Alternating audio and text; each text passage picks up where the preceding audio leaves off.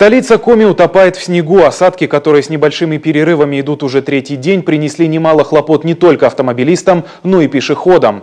Напомню, еще в декабре прошлого года Сергей Гапликов обратил внимание на некачественную работу жилищно-коммунальных служб Сыктывкара. Сегодня в ходе оперативного совещания правительства республики он снова призвал сконцентрировать усилия на борьбе с последствиями снегопадов. В частности, выделить дополнительные силы и средства на расчистку дорог и придомовых территорий. По улицам Сыктывкара сегодня проехалась Ольга Ануфриева.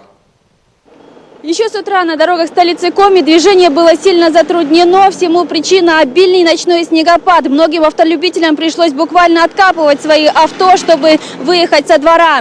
Чтобы выбраться из снежного плена, многим автомобилистам понадобилась помощь. Добавляли проблем снежная каша на проезжей части и сугробы на обочинах. Из-за них дороги стали уже. В некоторых местах машины разъезжались с большим трудом. Досталось и пешеходам, их утро началось с лопаты. Во дворах много снега, машинам плохо заезжать. Центральные, конечно, более-менее чистят, а на окраинах, можно сказать, вообще не чистят. Ну, во дворах-то, конечно, поработать-то надо бы. А так по центральным улицам ходить можно. Во время снегопада на дорогу выехали все, кроме снегоуборочных машин.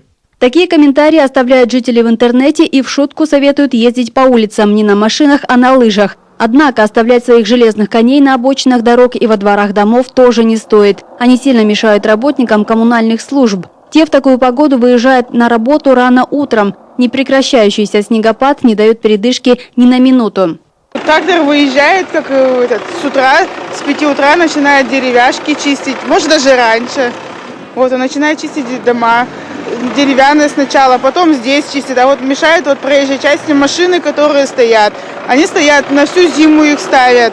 Из-за подснежников невозможно подобраться и к тротуарам, сетуют коммунальщики. На просьбу убрать транспорт и объявление о предстоящей работе снегоуборочной техники хозяева брошенных машин внимания не обращают. Синоптики гидромедцентра Коми тем временем успокаивают, пик снегопадов позади. Да и осадков в этом январе выпало меньше, чем в прошлом.